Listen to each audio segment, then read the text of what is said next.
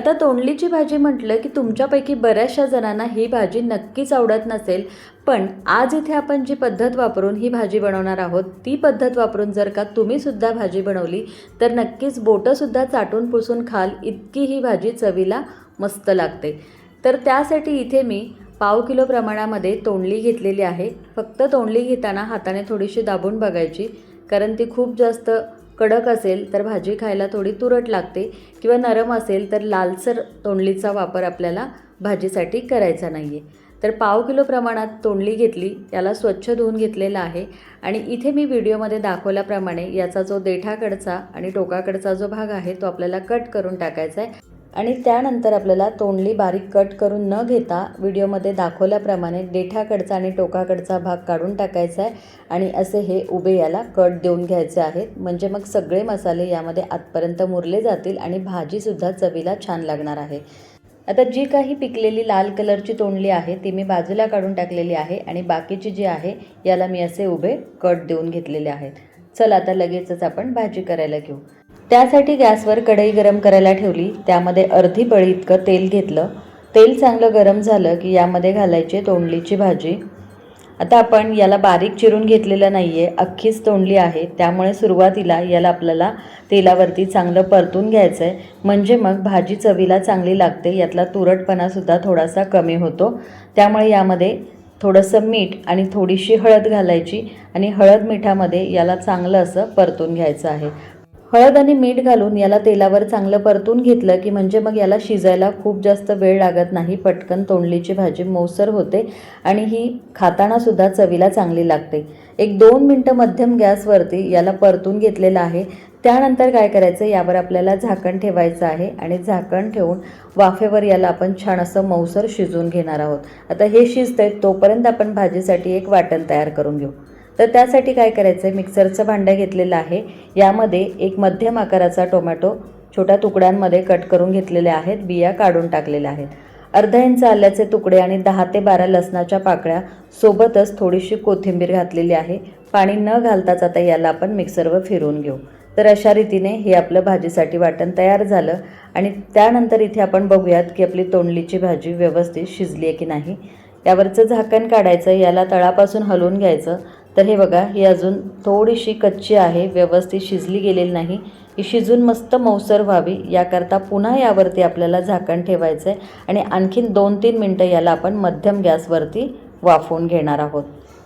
तर बघा, आणखीन 2 मिनटं मध्यम गॅसवरती मी याला वाफवून घेतलं।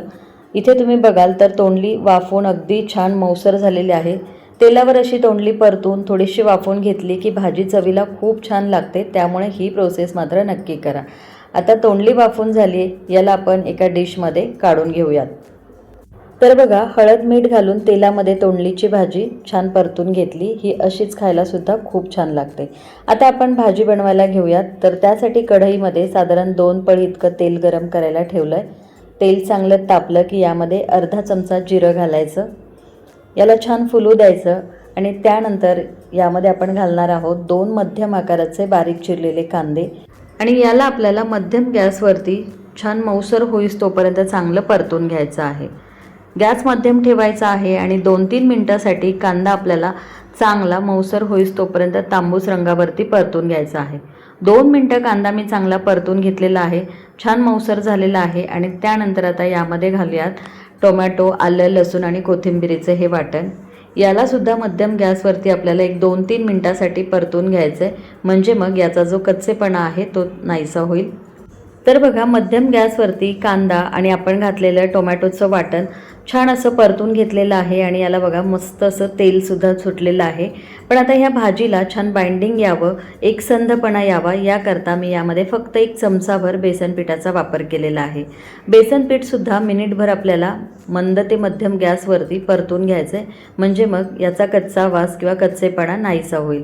तर बेसन पीठ घातलं आणि याला मी 1 मिनिटभरासाठी चांगलं परतून घेतलेलं आहे। आता हे सगळं छान असं आपलं परतून झालेलं आहे। त्यानंतर यामध्ये घालूयात 1 छोटा पाव चमचा हळद, त्याचबरोबर 2 चिमूटभर हिंग, 1 चमचाभर यामध्ये आपल्याला लाल तिखट घालायचं आहे। लाल तिखट तुम्ही तुमच्या आवडीप्रमाणे यामध्ये घालू शकता। त्याचबरोबर अर्धा चमचा धने जिरे पावडर, अर्धा चमचा यामध्ये आपल्याला किचन किंग मसाला घालायचा आहे.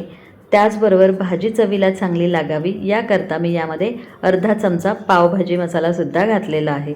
पावभाजी मसाला घातल्यामुळे भाजीची चव दुप्पट वाढते, त्यामुळे हा मसाला आवर्जून घाला. नसेल तर काहीच हरकत नाही. सगळे सुके मसाले घातले. याला मिनिटभरासाठी मंद गॅसवरती चांगलं परतून घेतलेलं आहे आणि इथे तुम्ही बघू शकता याला रंग किती सुरेख आलेला आहे. सगळे मसाले, बेसन पीठ छान असं इथे परतून झालेलं आहे.